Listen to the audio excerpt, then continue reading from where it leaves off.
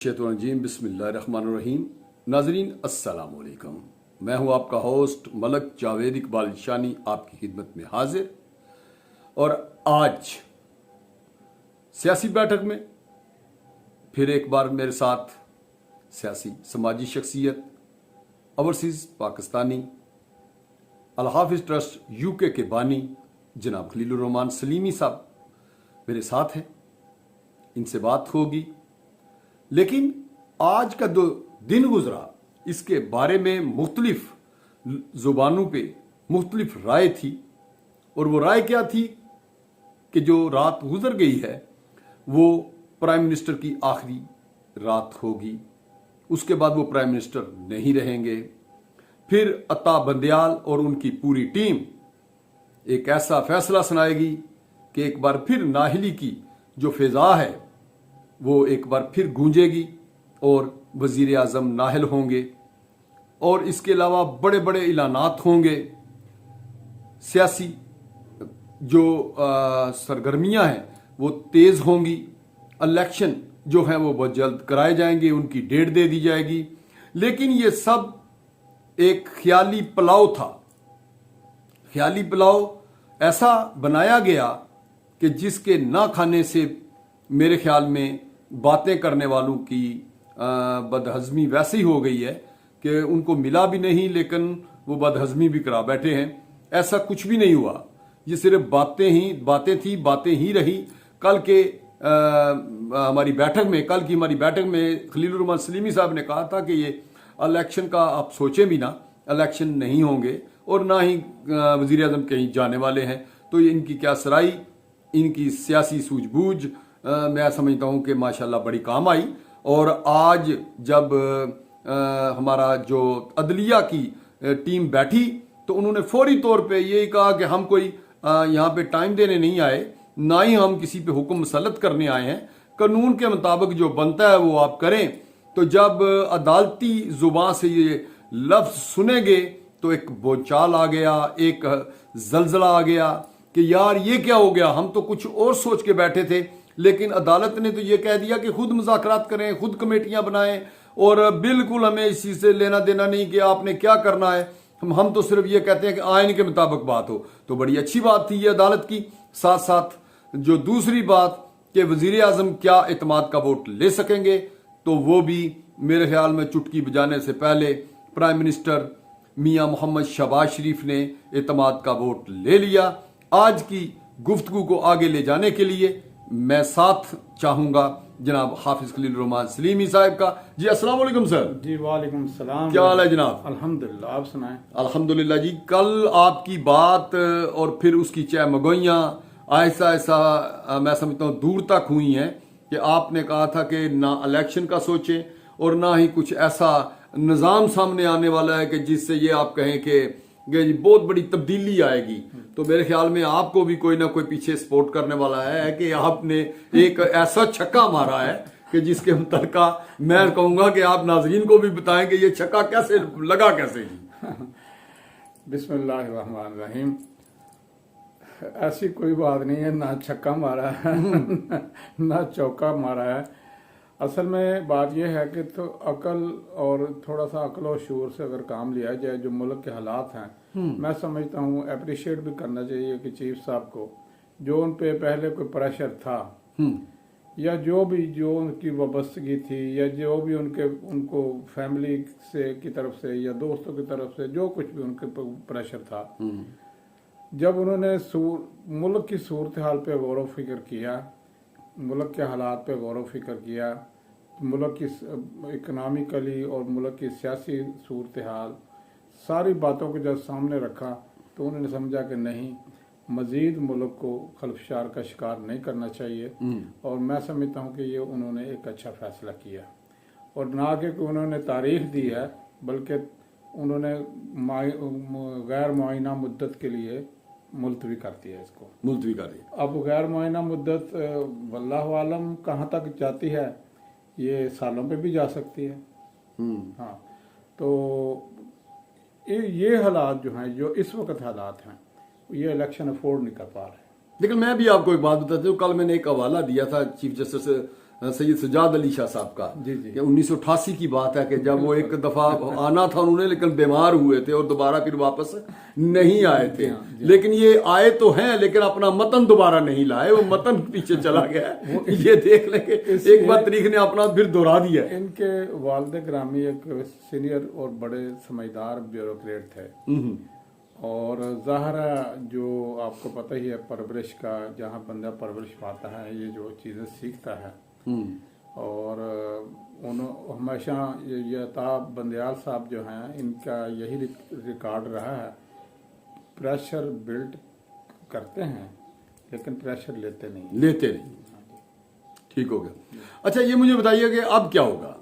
अब तो मेरे ख्याल में मुकम्मल एक सियासी जो सूरत हाल है वो बदल गई है जी।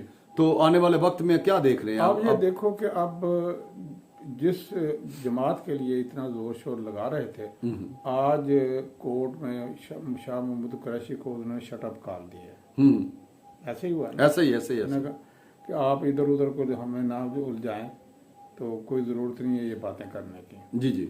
तो मकसद बात करने का यही है कि हालात जिस तरफ जा रहे हैं, जो हालात हैं एक्चुअली, जो पीछे बैठे हैं, जो हालात को अच्छी तरह समझते हैं कि हमने मुल्क को किस तरह चलाना है, ये इनकी ये कोशिश है कि हम कोई ना कोई IMF से पैकेज ले लें।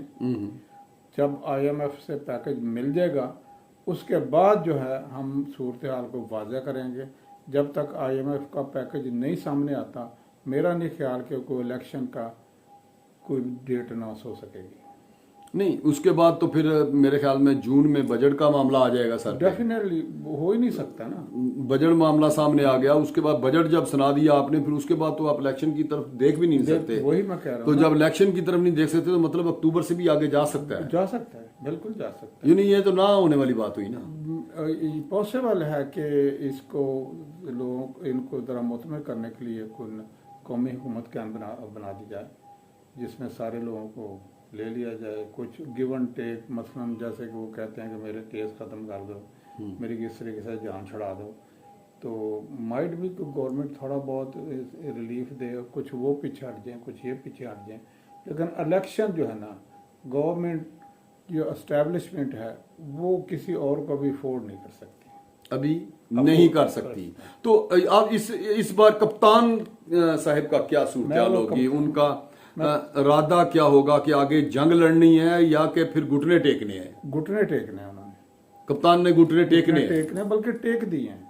बड़े पूरी इत्मीनान होके कह रहे हैं आप? बिल्कुल यही कह रहा हूँ कि आप इनकी तमाम मूवमेंट को सामने, आज चिड़िया लगता है आपके हाथ में है।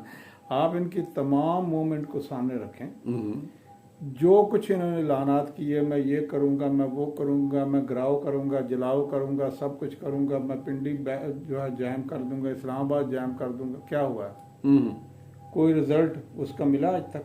नहीं, रिजल्ट क्या मिलना था? बस यही जो होना था वो हो गया है। क्योंकि कुर्बानी देना इतना आसान नहीं है, और ना ही हमारे कौम को इस तरह की है कि यहाँ कोई रेवोल्यूशन, कोई इनकलाब आ जाए। तो इस तरह की कोई सूरत हाल नहीं हो सकती। यहाँ इनकलाब आएगा तो इनकलाबियों के साथ मिल के आएगा।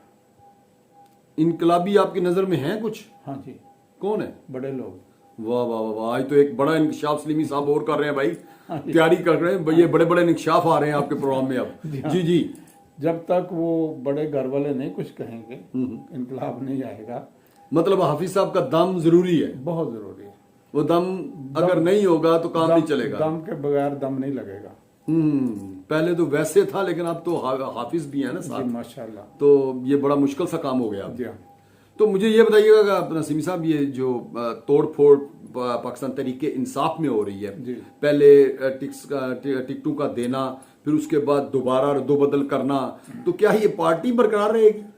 जिस तरह के हालात जा रहे हैं, और अगर मैं समझता हूँ कि 6 महीने इस तरह की और सूरत हाल रही तो ये पार्टी भी तितर बितर हो जाएगी।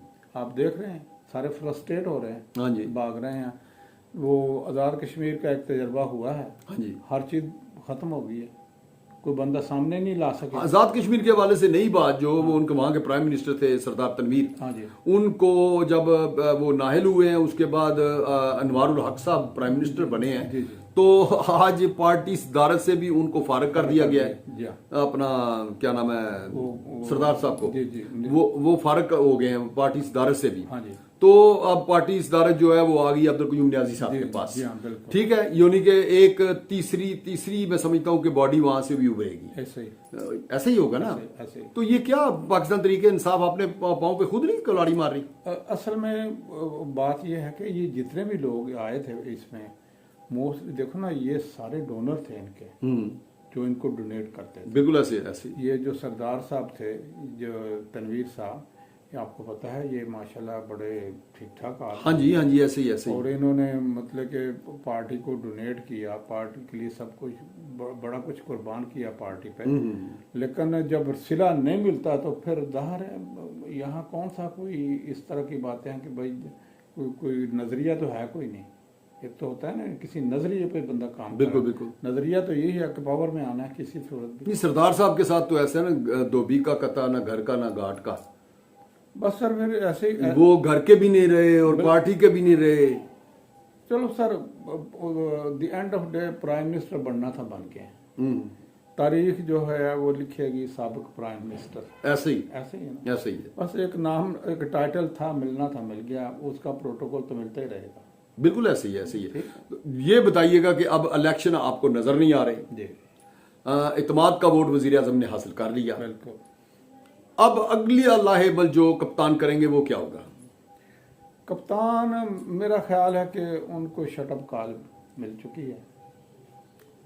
अब चुप रहने में उनकी बेहतरी है। चुप रहने में उनकी बेहतरी है। वो कोशिश करेंगे किसी ना किसी तरीके से, लेफ्ट राइट से, कि किसी ना किसी से मुझे थोड़ी बहुत रिलीफ मिल जाए, ताकि ये मेरे जो केसेस हैं, आए रोज अदालतों में आना जाना, रोज ये खुआरी तो है ही नहीं। हाँ जी बिल्कुल ऐसे ही है। तो ये किस तरीके से मुझे कोई रिलीफ मिल जाए, तो माइट भी किसी स्टेज पे आके, किसी से अभी नहीं, किसी स्टेज पे जाके शायद कोई थोड़ा बहुत गुजारा हो जाए।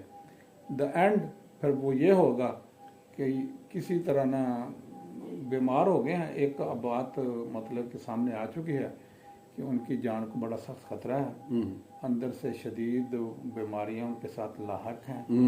तो फिर वही होगा कि इलाज यहाँ नहीं हो सकता। सिमी साहब बहुत शुक्रिया आपका।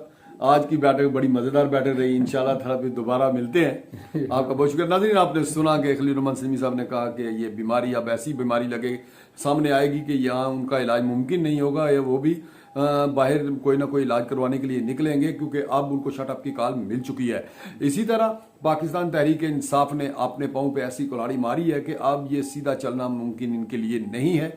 और साथ साथ इन्होंने कहा कि कुछ इदारे भी इनको कॉल ऐसी कर चुके हैं कि जिनकी वजह से अब तहरीक इंसाफ का उभरना मुश्किल ही नहीं बल्कि नामुमकिन नजर आ रहा है। देखते हैं आने वाले हालात में क्या होता है, लेकिन रहिएगा हमारे साथ। मिलते हैं फिर अगली सियासी बैठक में और बैठकर सुनते हैं हम अपने मेहमान से कि वो क्या कहते हैं। अल्लाह हाफिज। बहुत